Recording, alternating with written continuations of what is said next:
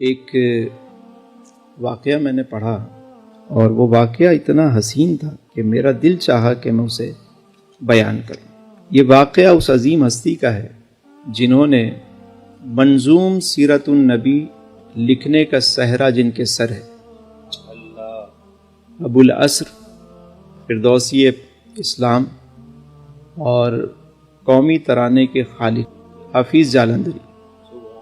یہ وہ اپنا واقعہ لکھتے، 71 سال کی عمر ہے جب یہ واقعہ وہ اپنی کتاب میں لکھ رہے ہیں۔ کہتے ہیں کہ میں 71 سال کا بوڑھا شخص ہوں، لیکن میں اللہ اور اس کے رسول کو گواہ کر کے حاضر و ناظر جان کر تحریر کر رہا ہوں کہ اس میں جھوٹ کا کوئی ایلیمنٹ نہیں، نہ میں نے کسی سے سنا ہے، نہ میں نے کوئی سنایا واقعہ بیان کیا، میں نے اپنی آنکھوں سے دیکھا اور وہ واقعہ میں بیان کر رہا ہوں۔ حفیظ جالندھری وہ ہیں کہ جنہوں نے شاہنامہ اسلام لکھا۔ فرماتے ہیں کہ 12 سال کی میری عمر تھی، اس 12 سال کی عمر میں میرے خالو مجھے لے کر جلال پور جٹاں آئے۔ کہتے ہیں ان کے پیر و مرشد وہاں رہتے تھے۔ حفیظ صاحب فرماتے ہیں کہ چونکہ مجھے ثنا خوانی کا شوق تھا بچپن سے، میں حضور کی ثنا خوانی کرتا تھا، تو جب میرے خالو نے بتایا کہ یہ بچہ نعت پڑھتا ہے، قاضی صاحب فرمانے لگے ہمیں بھی نعت سناؤ۔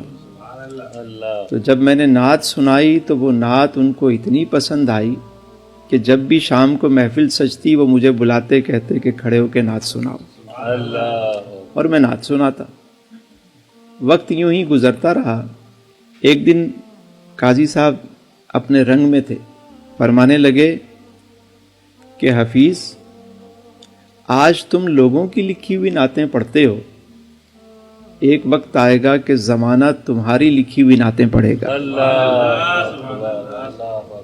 آپ فرماتے ہیں میں بچہ تھا، مجھے اتنی سمجھ نہیں آئی اس بات کی، لیکن جب میں نے منظوم شاہنامہ اسلام سیرت النبی کو جب میں نے لکھا تو یہ تو پورے عالم میں، مطلب ہم بچپن سے سنتے ہوئے آ رہے ہیں، آپ نے بھی سنا ہوگا لیکن آپ کے ذہن میں نہیں ہوگا کہ شاہنامہ اسلام کیا ہے۔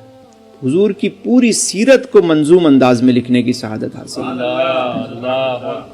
اور میں سمجھتا ہوں کہ یہی منظوم سیرت ہی حفیظ جالندھری صاحب کی بخشش کے لیے کافی ہے۔ اللہ کی ذات سے امید ہے کہ یہ اتنا بڑا کام ہے حضور کی محبت کا کہ اسی سبب سے ہی ان کی بخشش ہو جائے گی انشاءاللہ۔ فرماتے ہیں کہ اسی طرح شب و روز گزر رہے تھے، ایک دن ایسا ہوا کہ کچھ لوگ آئے قاضی صاحب کے پاس اور کہنے لگے کہ قاضی صاحب باہر خلق پریشان ہے، خشک سالی ہے، قحط کی سی کیفیت ہے، بارش نہیں ہو رہی، آپ یہاں ٹھنڈے ٹھار کمرے میں بیٹھے ہوئے، باہر لوگ پریشان ہیں، تو چلو کوئی تعویذ گنڈا نہ سہی، کوئی دعا ہی کر دو آپ۔ تنزن انہوں نے یہ بات کی۔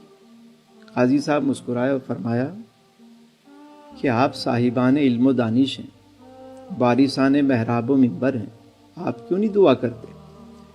کہنے لگے ہم تو روز نماز استسقاء ادا کرتے ہیں باہر جا کے، آپ آتے نہیں ہیں، نہ اپنے مریدوں کو بھیجتے ہیں، حجرے میں بیٹھے رہتے ہیں، یہیں مزے کر رہے ہیں، بڑے پیر بنتے ہیں، دور دور سے لوگ آپ کے پاس آتے ہیں، یہ جو ایک مشکل کی گھڑی ہے نکل کر خانقاہوں سے ذرا ادا کیجئے رسم شبیری۔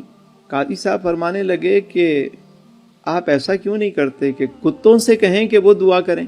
تو وہ جو صاحبان آئے تھے وہ تو غصے میں آ گئے، اور ان میں سے ایک شخص نے کہا کہ ہمیں تو کتوں کی زبان سمجھ نہیں آتی، اگر آپ کو آتی ہے تو آپ ہی ان سے دعا کرا لیں۔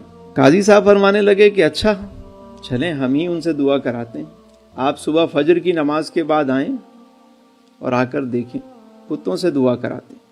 وہ لوگ چلے گئے، کہنے لگے کہ یہ بابے بھی بڑے مسخرے ہوتے ہیں، عجیب و غریب کتے اب دعا کریں گے، مطلب یہ کیسی بات ہو گئی۔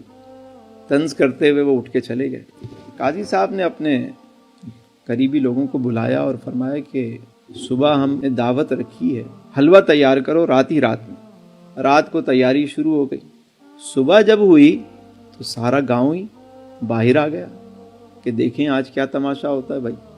اب حفیظ جالندھری کہتے ہیں کہ میں چونکہ بچہ تھا تو میں اپنے دوستوں کو لے کے مسجد کی چھت پہ چلا گیا، وہاں سے دیکھوں کہ گلی میں کیا ہو رہا ہے۔ لوگ گلی کی دیوار کے ساتھ کھڑے ہونا شروع ہو گئے نماز کے بعد، اور پیر صاحب تشریف لائے. انہوں نے مٹی کے تھال جگہ جگہ پہ رکھنا شروع کر دیا, اس کے اوپر کیلے کے پتے بچھا دیے اور اپنے ہاتھ سے حلوہ لیا اور نکال کے ان جو تھال تھے ان میں انہوں نے رکھنا شروع کر دیا. پوری گلی کے بیچ میں انہوں نے تھال رکھ دیے تھوڑے تھوڑے فاصلے سے. تو آپ نے اس کو گنا تو کہتے ہیں اس کی تعداد 122 تھی. کہنے کہ ابھی اس کام سے وہ فارغ ہوئے کہ اتنے میں عجیب و غریب قسم کی آوازیں آنے لگی. تو ہم نے دیکھا کہ گلی کے مشرق کی جانب سے ڈھیر سارے کتے جو ہے وہ چلے آ رہے, ایک پورا جھنڈ ہے چلا آ رہا ہے, اور وہ ہر تھال کے اوپر 3 کتے آ کے کھڑے ہو گئے. تو جو گلی کا کتا تھا جو اکثر دربار شریف کے باہر ہی بیٹھا رہتا تھا وہ ان سب کو لے کر آیا تھا. قاضی صاحب نے اس کو اپنے پاس بلایا اور بلا کے کہا, میاں کالو بات یہ ہے کہ تم تو ہمارے اپنے ہو, تم تو ہمارے ساتھ ہی رہتے ہو, اپنے ساتھیوں سے کہو کہ حلوہ کھائیں اور جب حلوہ کھا لیں پھر ہمارے لیے دعا کریں کہ دیکھیں اللہ تعالیٰ کی رحمت ہم پہ نہیں برس رہی اور ہماری بدعمالیوں کی وجہ سے اللہ کی اور مخلوق بھی ہلاک ہو رہی ہے. اپنے ساتھیوں سے کہو کہ وہ اللہ کی بارگاہ میں دعا کریں, اس زمین پر بارش برسے اور اللہ کی مخلوق کو اس سے فائدہ پہنچے. تو وہ کتا جو تھا گلی کا وہ گیا اور یوں سب کے پاس سے ہوتا ہوا آخر تک گیا اور سب نے حلوہ کھانا شروع کر دیا. جب تک وہ حلوہ کھاتے رہے تو حفیظ صاحب فرماتے ہیں کہ وہ کتا جو ہے وہ یہاں سے وہاں جاتا اور وہاں سے یہاں آتا, جیسے وہ میزبانی کے فرائض انجام دے رہا ہو. کہتے ہیں کہ جب حلوہ کھا چکے کتے تو اس کے بعد سب نے اپنا سر اوپر اٹھایا اور عجیب انداز میں غرانے لگے. اور حفیظ صاحب فرماتے ہیں کہ یہ آواز ایسی تھی کہ جو بچپن میں کبھی رات کو کتے اس طرح آواز نکالتے تو دادی کہتی کتے آج رو رہے ہیں اللہ خیر کرے, اس طرح کی آوازیں نکال لیتے. سب نے ایک ساتھ آوازیں نکالنا شروع کی. وہ کہتے ہیں کہ تھوڑی دیر تک وہ اس طرح غراتے رہے اور اس کے بعد دوسری سمت سے مشرق کی طرف سے آئے تھے اور مغرب کی طرف سے سارے چلے گئے.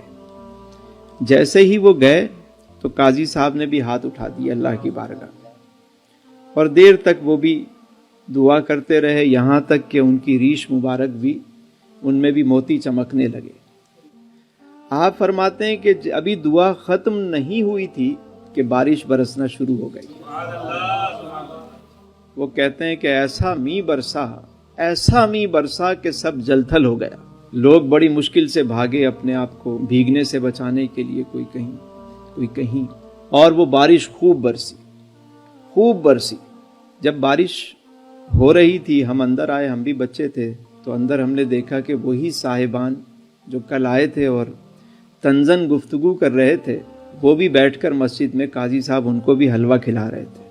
تو قاضی صاحب فرمانے لگے ان صاحبان سے کہ دیکھو اگر نیک مقصد کے لیے کتے بھی جمع ہو جائیں تو وہ بھی آپس میں نہیں لڑتے, آپس میں نہیں الجھتے. تم نے دیکھا ان میں سے کوئی آپس میں نہیں جھپٹا, لڑا نہیں, سکون سے انہوں نے کھانا کھایا اور اس کے بعد دعا کی. یہ دیکھو کہ نیک مقصد کے لیے اگر کتے جمع ہو جائیں اور وہ مل کر دعا کریں تو اللہ ان کی دعا بھی رد نہیں کرتا. ہم تو اشرف المخلوقات ہیں. اگر ہم کسی مقصد کے لیے اکٹھے ہوں, آپس میں نہ الجھیں نہ لڑیں اور رب کی بارگاہ میں دعا کریں تو دعا کیوں کر قبول نہ ہو. ایک جگہ نماز استسقاء ادا کی جا رہی تھی تو سارے لوگ اس میدان میں جمع ہونا شروع ہوئے. تو ایک بچہ جو ہے وہ چھتری لے کر آ گیا, چھاتا لیے ہوئے آ گیا کہ بھائی ابھی تو صبح کا وقت ہے, ابھی تو دعا کے لیے لوگ جمع ہو رہے ہیں, تم چھتری لے آئے. تو اس بچے نے کہا کہ جہاں اللہ کے بندے جمع ہوئے ہیں اور دعا کریں گے تو یقیناً بارش ہوگی اور میں بھیگنے سے بچنے کے لیے چھتری لایا ہوں. یہ ہے یقین کہ دعا جب بھی کریں پورے یقین سے کریں. اب آپ دیکھیے کہ بعض لوگوں کے ذہن میں آئے گا کہ یہ آج کتوں والی بات کیوں کر رہے ہیں, کتوں سے بھی دعا کرانی چاہیے, دعا تو سب سے کرانی چاہیے. حضور کی حدیث ہے صلی اللہ علیہ وآلہ وسلم کہ بنی اسرائیل کی ایک عورت تھی جو فاحشہ تھی. ایک مرتبہ اسے پیاس لگی، وہ کنویں پہ گئی، اس نے پانی نکالا تو دیکھا ایک کتا بھی زبان نکال کے بیٹھا ہوا ہے. تو اسے بڑا ترس آیا. اس کے پاس کچھ اور تھا نہیں، اپنے جوتے میں پانی بھر کے اس کتے کو پلایا. جیسے ہی اس نے پانی پیا تو اللہ تبارک و تعالیٰ نے اس سبب سے اس خاتون کی بخشش کر دی. اللہ اکبر. اب دیکھیں کہ اس کتے نے پانی پینے کے بعد کیا دعا دی ہوگی کہ اس خاتون کی بخشش ہو گئی. اللہ کی مخلوق کو بھی نہیں ستانا چاہیے، ان کا بھی خیال کرنا چاہیے. اللہ والے یہی سبق دیتے ہیں کہ انسانوں کی تو تعظیم و تکریم کریں ہی کریں، لیکن اللہ کی دیگر جو مخلوقات ہیں ان کو بھی نہ چھیڑا کریں، ان کا بھی خیال کیا کریں. کیا پتہ کس کی دعا لگ جائے، کام بن جائے. تو اس بات کا جو ہے وہ خاص خیال رکھنا چاہیے.